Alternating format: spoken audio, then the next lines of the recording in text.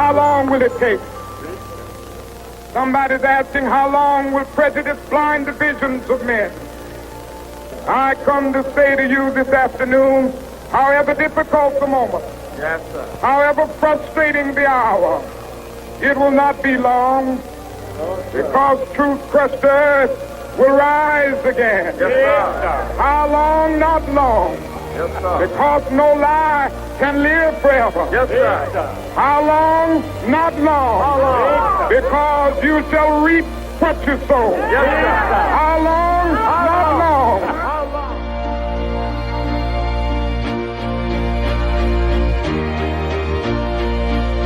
Let's let the merchants down on Capitol Street feel the economic pinch. Let me say this to you.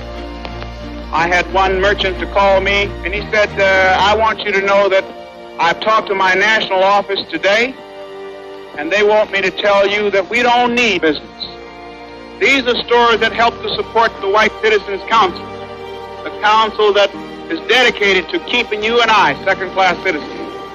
Now, finally, ladies and gentlemen, we'll be demonstrating here until freedom comes to Negroes here in Jackson, Mississippi.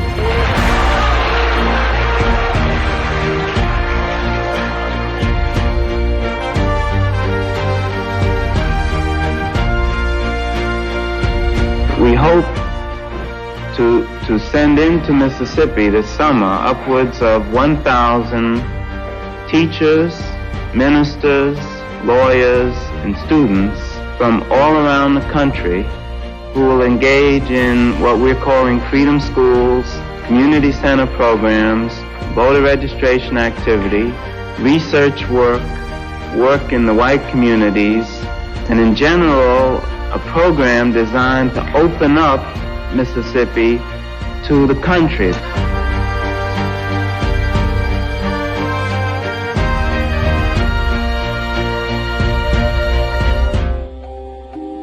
It was simply in the air. You knew that something was going to happen, and the logical person for it to happen to was Medgar. It certainly brought us closer during that time. As a matter of fact, we didn't talk. We didn't have to.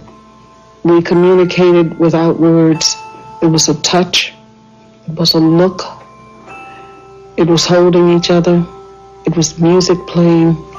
And I used to try to reassure him and tell him, nothing's going to happen to you. Everybody knows you. You're in the press. They wouldn't dare do anything to you.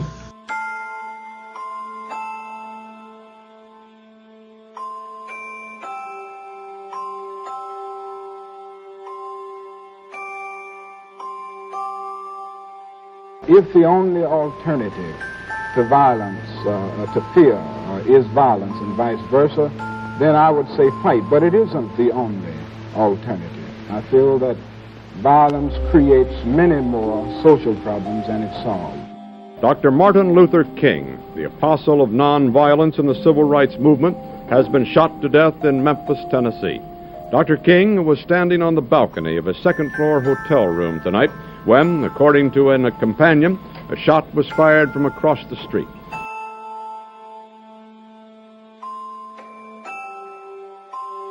It is not enough to pin the blame on others, to say this is a problem of one section of the country or another, or deplore the facts that we face.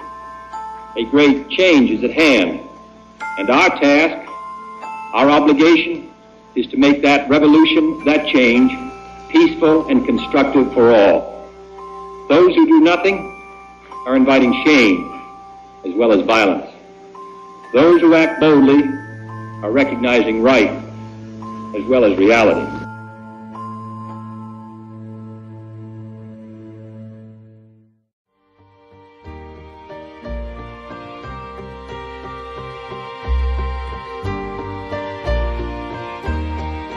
We were fighting for the right to hand out a leaflet. Just to walk down the street and say to somebody what we wanted to say. When we first did voter registration in Indianola in 1962, when Mrs. Hamer went down with a group of us, those of us who were handing out leaflets were arrested. We didn't have the right to actually walk the street and hand out a leaflet to somebody about voter registration. Well, after '64, that right was won.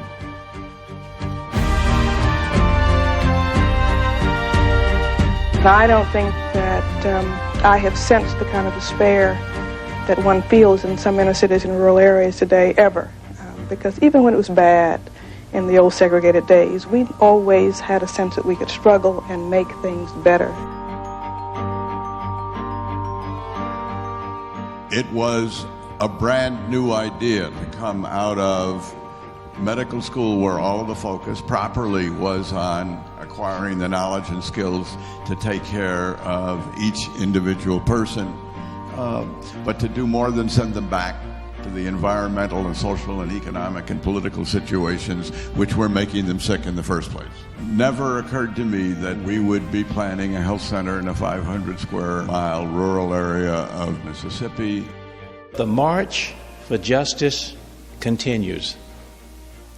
It's just as important to those peoples whose rights are being denied today as it was to 10 million African Americans who couldn't vote, who couldn't go in restaurants, buy homes, and who were less than second class. I think it's willingness to lift all of our people up together, giving everybody a fair and equal chance to prove their natural ability that's going to make us a greater nation. Let freedom ring from every hill and molehill of Mississippi, from every mountainside. Let freedom ring, and when this happens, we will be able to speed up that day when all of God's children, black men and white men, Jews and Gentiles, Protestants and Catholics, will be able to join hands and sing in the words of the old Negro spiritual, free at last, free at last. Thank God Almighty, we are free at last.